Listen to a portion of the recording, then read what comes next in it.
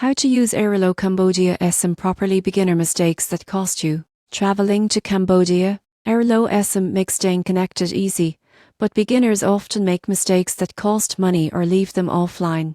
Here's how to use it properly. The first mistake is not verifying device compatibility. Most people get this wrong by assuming every smartphone supports eSIMs. Check that your device is unlocked and eSIM enabled before purchase. Second mistake, choosing the wrong data plan. You won't believe how fast data can disappear with streaming or navigation apps. Airalo offers various packages. Pick one that matches your expected usage and check daily consumption. Third mistake, improper installation. The surprising truth is that skipping steps can prevent activation. Use the code setup carefully, ensure Wi-Fi is active during installation, and restart your device if needed. Fourth mistake, not managing mobile settings. Beginners often leave their regular SIM active, causing roaming charges. Disable data roaming on your physical SIM and select the Airalo eSIM as your primary data line. Finally, ignoring customer support is common. Airalo provides a help center and live chat. Use these resources if anything goes wrong.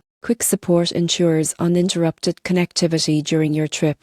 Using Airalo Cambodia eSIM properly means checking device compatibility, selecting the right plan, installing carefully, managing mobile settings, and using support when needed. Avoid these mistakes, and your Cambodian trip will stay connected smoothly.